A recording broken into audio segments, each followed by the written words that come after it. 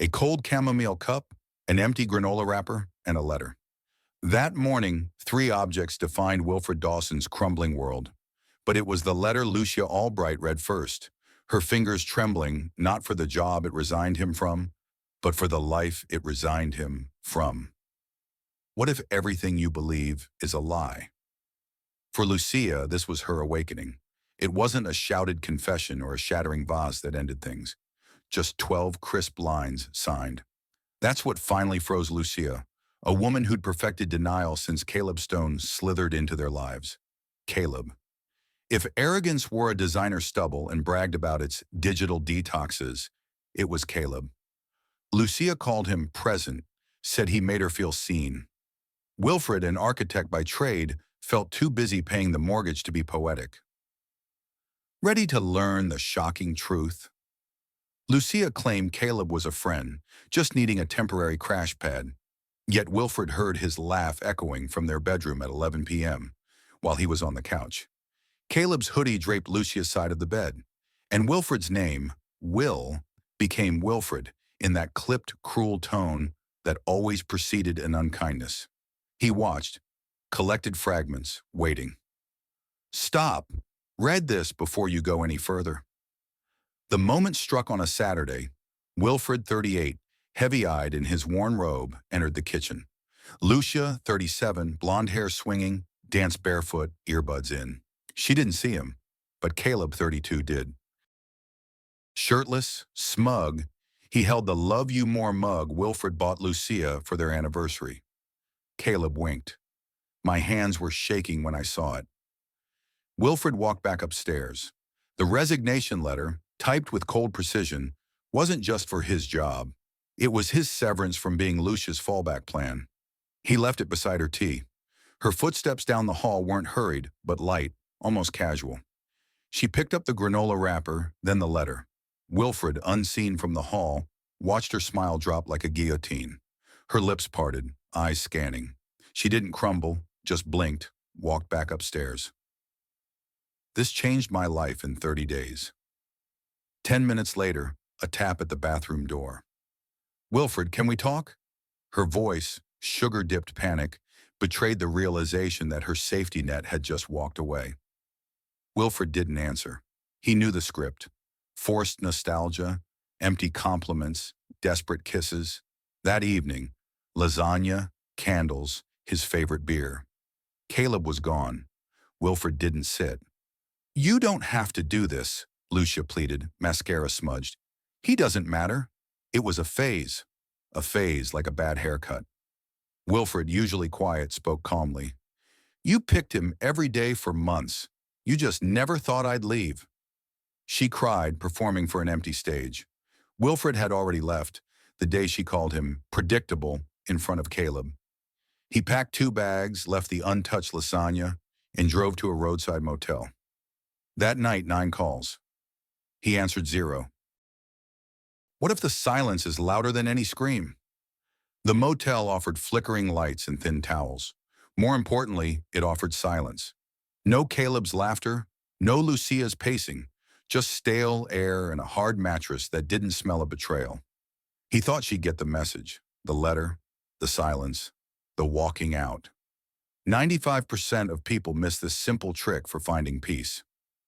The next morning, 12 texts. Where are you? Please talk. This isn't like you. She still didn't understand. Not being like him was the entire point. Later, Wilfred, chin-chapped by the cold wind, walked past his favorite diner. Through the window, he saw Lucia, distraught, with her sister, Astor Albright, 39, lecturing.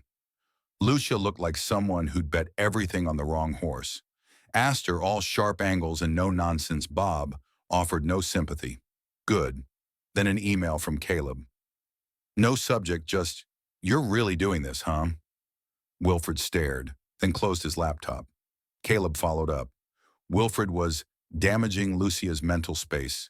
Caleb was just filling a gap. Wilfred, normally stoic, felt physically ill. A gap. An abandoned space for a stray. How insane it is that someone can burn your world down, then call you the arsonist for walking away from the flames. But the real shock came when others found out. Lucia's carefully constructed web of lies began unraveling. Wilfred's brother, Miles Dawson, 42, usually stoic, stepped directly into the smoke. Miles had always been skeptical of Lucia. Once joking, dating her was like hugging a cactus. Wilfred texted him from the motel, the full, raw story. Miles replied in 3 minutes. "Where are you? I'm coming." Miles arrived, backpack and 2 thermoses, a look that could crack concrete. Wilfred recounted Caleb making eggs in his kitchen in his bathrobe. Miles pulled out his phone. "She's been telling people you're unstable," he muttered. "A few mutuals." Astor told her boyfriend. "Words are getting around you're lashing out since the work burnout. She's laying the groundwork." Here's what no one will tell you about betrayal. This hit harder than the cheating. Lucia wasn't just softening guilt. She was rewriting the narrative, casting Wilfred as the villain. Miles didn't hesitate. He opened their family group chat, including Lucia, and typed, "Since Lucia's been talking, I thought we should all know why Wilfred really left. Ask her about Caleb. Or better yet, ask Caleb why he was living rent-free with my brother's wife." 10 seconds. Typing bubbles exploded. Lorraine left the chat. "Act now or regret it later." 2 days later, Lucia, 37, appeared at the motel, knocking twice. No warning. She held a Tupperware container like it could mend a chasm. "Can we talk?" she asked softly, as if they were still us. Wilfred opened the door, silent. She entered, eyes darting around the cramped room, placing the container down. "It's your favorite soup." Like soup could heal betrayal. Wilfred sat in the lone chair. Lucia stood, arms folded. "Miles overstepped," she strained. "He made everything seem worse than it was." Wilfred laughed. "Worse?" He toned it down. She flinched. The performance began, tears breaking voice, hand to her heart. "I made mistakes, but you shut me out for years, Will. I was lonely." The classic shift, justification cloaked in self-pity. "So instead of talking to me, you brought a stranger into our bed." She didn't deny it. "He just listened." "He was unemployed," Wilfred snapped. "Of course he listened. He had nothing else to do." That hit her. She paced, spinning tales of emotional detachment, finding herself. All Wilfred heard was, "I wanted more and didn't care who paid the price." Then she said it. "Maybe I went too far, but I never thought you'd actually leave. I figured we'd fight, then move on. We always do." That was it. The problem. She thought he'd absorb it again, but not this time. Wilfred stood, opened the door wide. "You should go. I'm not your fallback plan anymore." Her face froze. For the first time, her script failed. "Your life will change in 7 days." At 6:42 a.m., the motel phone rang. "Caleb." "Wilfred, man, you gotta stop making her cry like this." His smug voice grated. Wilfred said nothing. Caleb, mistaking silence for weakness, continued. "She came over last night, a real wreck. You've seriously messed her up. You were the stable one, right? So act like it." Act like it? As if it was Wilfred's job to clean up Caleb's mess. "Why are you calling me?" Wilfred finally asked. Caleb scoffed. "Because she still wants you. I told her to let it go, but she thinks there's something worth saving. So look, I figured we'd clear the air." Wilfred listened, a twisted part of him wanting to hear how low this man would go. Caleb offered relationship advice, telling Wilfred to work on himself and not hold her slip over her head forever. A slip. Then a female voice, younger, playful, from Caleb's background. "You coming back to bed or what?" Silence, Caleb whispered. "That wasn't—" "Look, man."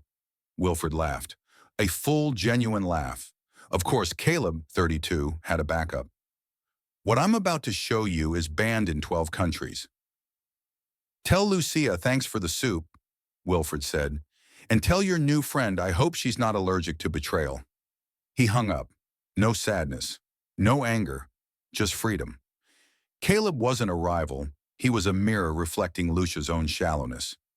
Lucia discovered Caleb's new relationship via a screenshot from Jade Dawson, 30. Caleb, shirtless, grinning, tagged by Leah Collins 24 with a gushing caption. Not my kitchen, not my problem. Wilfred didn't need to send it. Lucia appeared at his motel door, banging, accusing. Did you know he was seeing someone else? Wilfred remained calm. Lucia, that's not my problem anymore.